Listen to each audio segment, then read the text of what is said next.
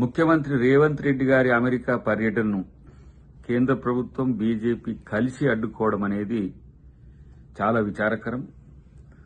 Federal డెమోక్రసీలో రాష్ట్రాల యొక్క హక్కులను కాపాడాల్సిన పరిస్థితి ఈరోజు కేంద్ర ప్రభుత్వానికి ఉండే. కానీ వివక్షతో కూడిన ఇలా ఆలోచనలు ఉన్నాయి బీజేపీ ప్రభుత్వానికి, లేకపోతే ఎన్డీఏ ప్రభుత్వానికి. ఎందుకంటే ఈయన భూపేంద్ర భాయ్ పటేల్ గారు, గుజరాత్ ముఖ్యమంత్రి గారు,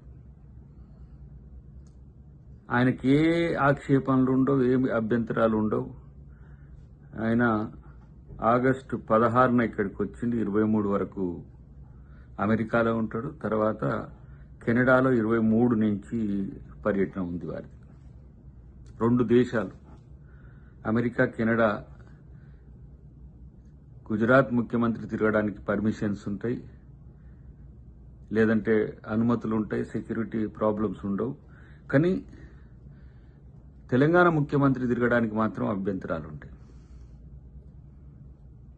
ఇలా విద్యలో అత్యున్నత స్థాయిలో అమెరికా ఏ విధంగా వెలుగొందుతుందో ప్రపంచవ్యాప్తంగా మీకు తెలుసు.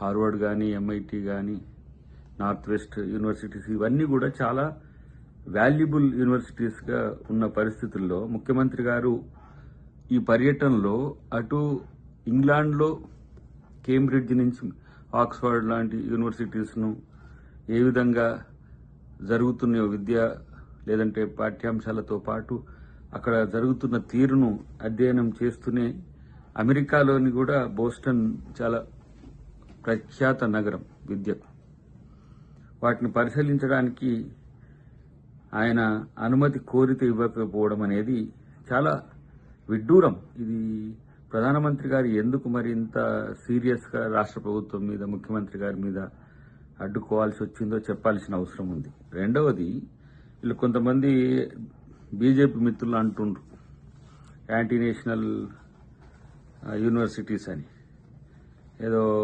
ఢిల్లీలో కాక జేఎన్యూ వేసినట్టు, అక్కడక్కడ వేసినట్టు వాళ్ళు దీన్ని కూడా చేయాలని చేస్తున్నారు. ఇప్పుడు మీరు చూడండి, హార్వర్డ్లో బీజేపీ నాయకులు అశ్విన్ పటేల్ గారు అక్కడే చదివిండ్రు. తర్వాత పీయూష్ గోయల్ పిల్లలు రోషన్ గోయల్, ధ్రువ్ గోయల్,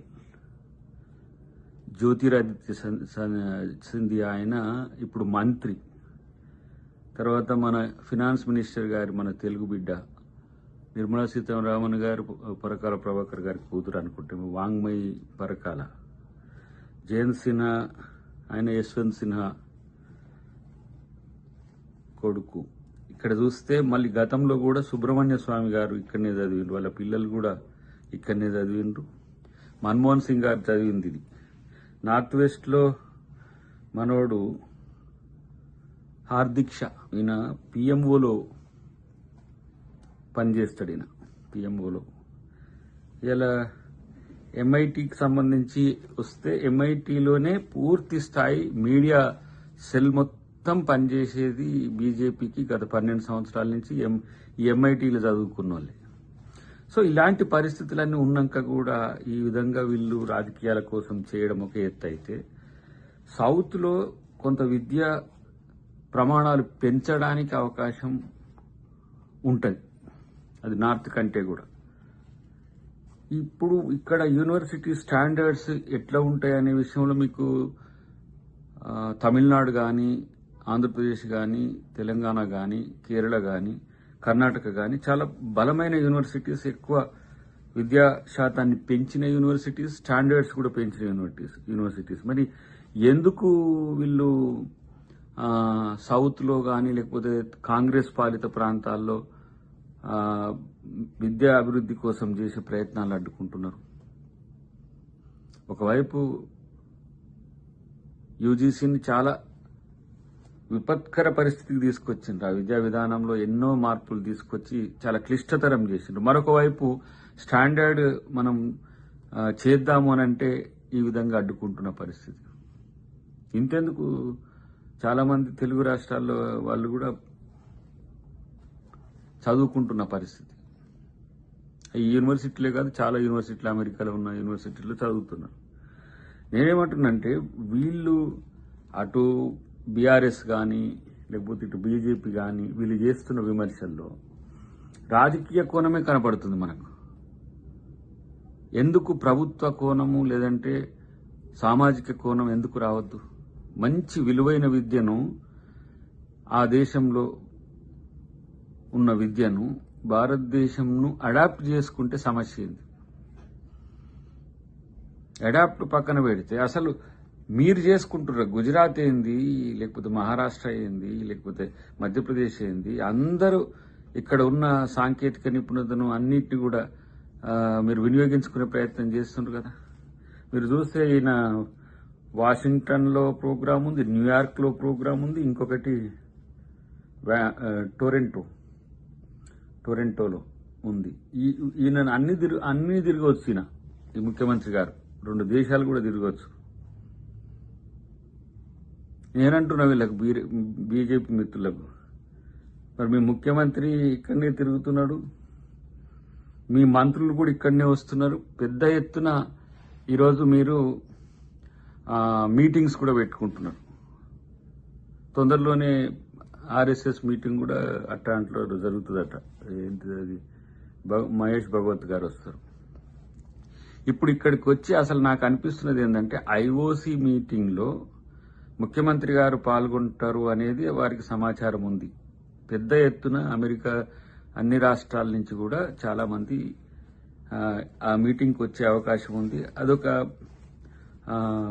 ఏమంటారు, ఎక్కువ సంఖ్యలో మన తెలుగు ఇండియన్స్ పాల్గొనే సమావేశం అని సమాచారం ఉంది. కాబట్టి అక్కడికి పోతే మళ్ళీ పార్టీని ఇట్లా కూడా బలోపేతం చేయడానికి రేవంత్ రెడ్డి గారు ఉపయోగపడతారేమో అని చెప్పే భయమా? అసలు ఎందుకు ముఖ్యమంత్రి గారి పర్యటనను అడ్డుకోవడంలో ఆంతర్యం ఏంటి? చాలా మంది మేధావులు చాలా పెద్ద ఎత్తున వీటి మీద ఒక ఆశ ఉండే. ఎస్, డెఫినెట్ గా విద్యా వ్యవస్థలోనే సమూలమైన మార్పుకు ఒక ప్రయత్నం జరగబోతుందనే స్థితిని అడ్డుకోవడం వెనుక ఉన్న ఉద్దేశం మరి బీజేపీ నాయకత్వం చెప్పాలి. బీఆర్ఎస్ వాళ్ళు కూడా ఏదో సన్నాయి నొక్కుతున్నట్టుంది. అది రాజకీయం. మీరు ఇన్ని 10 సంవత్సరాల్లో విద్యా వ్యవస్థని పూర్తి స్థాయిలో కొలాప్స్ చేసిండ్రు. రేపు భారతదేశంలో హైదరాబాద్ అతి పెద్ద నగరంగా ఉండేటప్పుడు విద్యా ప్రమాణాలు కూడా ఆ స్థాయిలో ఉండాల్సిన పరిస్థితిని మీరు ఆలోచించలేదు, ముఖ్యమంత్రి గారు ఆలోచిస్తున్నారు. అందుకని ఇదంతా ఇప్పుడు ఇంటర్నేషనల్ స్కూల్స్ కానీ, తెలంగాణ పబ్లిక్ స్కూల్ ఆలోచనలు కానీ, లేదంటే స్కిల్ యూనివర్సిటీకి సంబంధించిన అంశం కానీ, స్పోర్ట్స్ యూనివర్సిటీకి సంబంధించిన అంశం కానీ, ప్రతి రంగంలో అత్యున్నతమైన ఆలోచనలు చేస్తున్న పరిస్థితిని జీర్ణించుకోలేక మరి బీజేపీ ఇట్లా చేయండి అని చెప్పి బీఆర్ఎస్ చెప్తుందో, బీఆర్ఎస్ మాట్లాడమని బీజేపీ చెప్తుందో కానీ ఇద్దరు ఒకే రాగం ఎత్తుతున్న పరిస్థితి, 2 పువ్వులు ఒకే రాగం పాడుతున్న పరిస్థితి. ఇది తెలంగాణకు మంచిది కాదు. తెలంగాణ ప్రాంత బీజేపీ నాయకులు కూడా ఈ విషయంలో ఆలోచించి మళ్ళా ఇంకొకసారైనా వెళ్లి పర్యటించేందుకు అవకాశం కల్పించే బాధ్యత తీసుకోవాలని చెప్పి నేను తెలియజేస్తున్నాను.